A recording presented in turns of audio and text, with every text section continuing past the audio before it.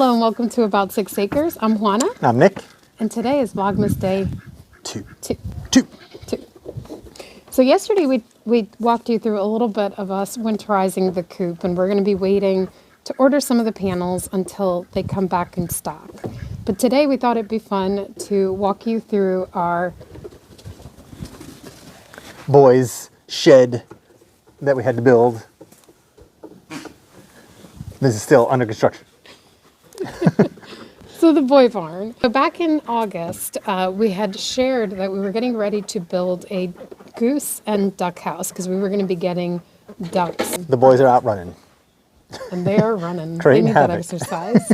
So we had shared a little bit about how we were getting ready to build this goose and duck house, which was going to be like a combo house, and it was going to have a combined run and a combined like swim area, so a combined pond. And we were so excited to do that.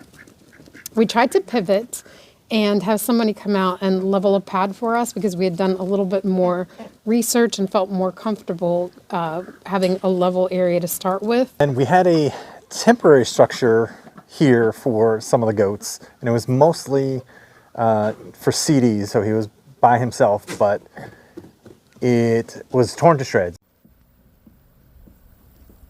So we had actually tried to fix it by using a cattle panel. So we did that and then put a heavy duty tarp, and it held really well for a while, like for what it was. But then we had a storm come through one weekend, it shredded it completely. And then we had nastier storms that were supposed to come through, and we were like, we need to take care of these babies. I can't believe they tore this up so much. But we're going to try to give him something, a better temporary, that we can also put his two brothers here with him. Right now we can't have them all together because they have not adequate enough space without them getting on each other's nerves. So we're going to try something. If it works, I think it'll hold us up for a little bit. If it doesn't work, then, you know, no harm, no foul, because we're going to use things that we have. We tried to use what we had first. Yeah, and realized we didn't have a lot. Yeah, I mean, we don't have a lot here. That's part of the reason why we're having to start from scratch on a lot of things. We did try to use fence panels first. Yeah, that was the first attempt. We had some leftover, you know, the basic 8-foot fence panels that we did, that we took off from where our garden was once we moved in. And we cut them down and thought that we could make at least make the walls out of them, and then realized they are severely warped and they weren't going to hold up. Again, we want stuff that's going to last, so we figured, okay, we need to invest and do it right. Yeah, so that's how we wound up at just doing a brand new shed. And this just seemed to be the most logical thing that would last for us, even though it was a little bit more money than I think you even wanted to spend. Yeah, Juana drew it out, and we had to do measurements from there, and a lot of it was trial and error as we built the walls and everything and figured out the roof. So again, a lot of math involved, which I'm glad I didn't have to deal with. Juana dealt with it. So most of the math, some of it, and we'll show you, was not perfect. But I think given the fact that our sole building experience was really the chicken coop, I think that this turned out pretty good. And I feel like when we do get to the goose and duck house, it's going to be even better. Let's stop talking about it and let's show you. So we wanted to build an 8x8 shed that would hold the three boys together. We didn't have time to level the area, so we had to build up a foundation with like the 4x4 timbers and level those out. The 4x4 treated wood is behind this.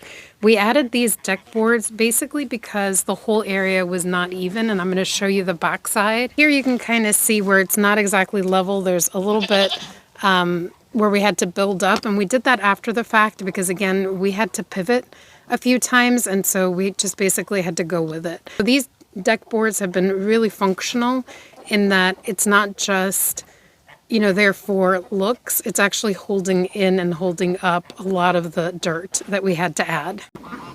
So we built all the walls separately and planned out for ventilation on it.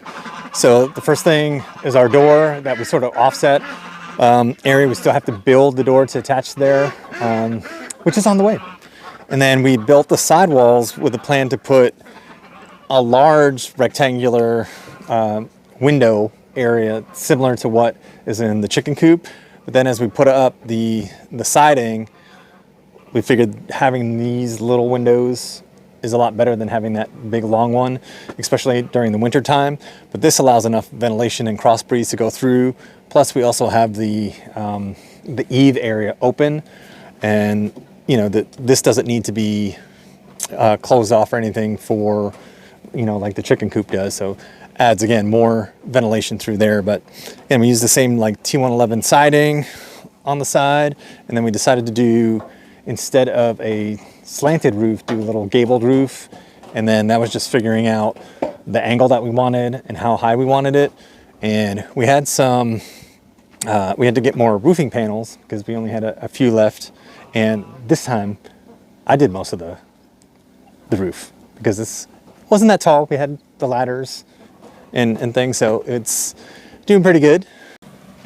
So Nick is making reference to the chicken coop, which I'd worked on most of the roof, and that was just a matter of neither of us like heights, but I was less scared of the height than he was. We also didn't do, like, the pitch over there is 45 degrees, so I forgot what the number is. But this one is not as slanted, so I think that made him feel a little bit more comfortable. Obviously, there's still a lot of tweaks and things that we need to add to complete it, but in the inside, we wanted to have a dry area. So right now we have straw on the ground, but underneath the straw is several dump loads of sand that we got from another area, which Juana dug out and brought over here and dumped. And so we leveled it out, I would say almost like 2 feet deep, that we put sand down here so we can make it dry and drain off and build up that way. Because again, it is on a slant, so we didn't want any water coming in. And we had built these, we wanted to build a sort of like a tiered loft system for the goats to be on, unlike the girl shed, which just has the low platform. So we built a standing platform that's lower that can be moved to different sides when we need to. And we built this floating platform shelf, which the boys love, so they can jump up there, sort of get off the ground. And most of the time they'll be sleeping up here, especially at night. But most of the time during the day they're outside playing. But again, it's for mainly to protect them when it's raining and when it's super cold outside. So the plan here is, with the bedding, is to do, especially in the winter, like a deep litter method. Deep litter method will help this stay nice and warm, and there's enough windbreak here to prevent wind going back and forth. We'll need to add some like covering for windows when it does get really extremely cold, so maybe we'll do some of those plastic panels like we have on the greenhouse, on the coop that we just put up. But eventually we're gonna have put some kind of closed windows here. But we like the elevated loft. We also brought in a platform that was outside that we originally had in here to put under our hay feeder. And again, all this can be moved in or moved out as needed.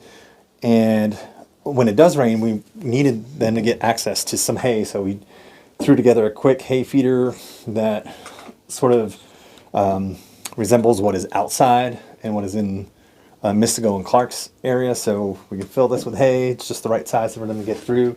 And again, we used the leftovers and the remnants that we had on hand, plus this little rabbit piece of fencing that we cut off so they can get their nose and pull out what they want. And we also needed some areas inside to hang their feeder, their minerals and water. So it was just easy enough to put some 2x4s in there, hang their mineral feeder. We have an area for their water bucket, but when it's nice and sunny outside and nice and warm, everything, all their food and everything is outside. So once we get colder, into the colder months where things will freeze, we'll bring things in. And right now it's pretty, you know, this sun from here, it's nice and warm. All of these little projects that you do outside help so much to just strengthen your arsenal. We did make some mistakes, like I was the one measuring and I didn't make the wall higher than the side wall. So I wound up having to add more studs and probably needed to. So that did cost us, you know, whatever the cost of a stud is, we wound up needing 4 more. So things like that, little things like that, are things that we're taking note of so that we do better next time. As far as the roof itself is concerned, it just takes a little bit of time to get the angles right and to do all of the angles like you need for the bird's mouth. Nick did those, but I had to do the calculation. And then just in general, like just learning what those things are. We're really happy with it. We can fit 4 boys in here or 4 girls, 4 goats in here because they need about, 16 to 20 square feet per goat. Because we did the different heights, you could probably get away with more. Again, when it comes to animals, the more space that you give them, the better it is. And so we're feeling pretty confident with all of this. And the thing that we love is, again, we have the dirt floor. For Clark and Mystico, we had done a wooden floor. And it's okay. We added a membrane and it's okay. But I think that the dirt floor works so much better, at least for us and our purpose. And so Nick mentioned about how we had to level the floor and add so much dirt. And that's when these things become so helpful because they do help keep that dirt in. And also because when the rain comes, that does help defray it, deflect it, divert it. And so that's helped out a lot. In the coming weeks, we do have some things to add. Nick mentioned we have to add the window covers. We have to add the door. We'll be adding a fan. We do have to add trim, and then whenever the weather is good enough, we'll be painting. And then we also have another piece of wood that we need to add here. So all kinds of little projects. Hopefully we get to do it this month, as long as it's not too cold or too wet, because so far we've had a lot of rain in the past couple weeks, and today was super cold. We're constantly evolving and changing the homestead and just making it and molding it to better suit her needs. And even though our plan had been to do a large barn for the goats at some point, some needs arise and you just have to take care of them. Like, we can't let our animals...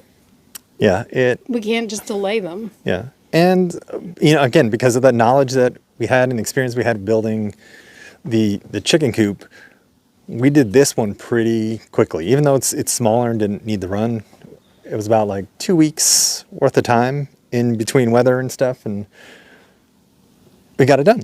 Yeah. We got part of it done. Yeah, I mean, when we remember back to the chicken coop, it took us 4 months. Yeah. Maybe a little bit more than 4 months. And even then, like, everything wasn't done. So this one we did, it was about 25 hours total over the period of 2 weeks, and it's not completely done, but the boys love it, and they don't know that it's not done. Yeah. Thank you so much for coming on a tour of the goat barn. AKA the locker room, as been dubbed by our son Josh. Yeah, he said boys live here, so it's a locker room. Because Peanut is named after Peanut Tillman, who's on the Chicago Bears, and Jeter from the Yankees, and CD, although it's short for cookie dough. It's not CD Lamb. It's not CD Lamb, but not CD Lamb. Still the locker room. But I hope you enjoyed it. If you have any questions, please drop them in the comments and we'll be so happy to get back to you. And as always, remember, you are awesome and you are loved. Until tomorrow with Vlogmas Day 3.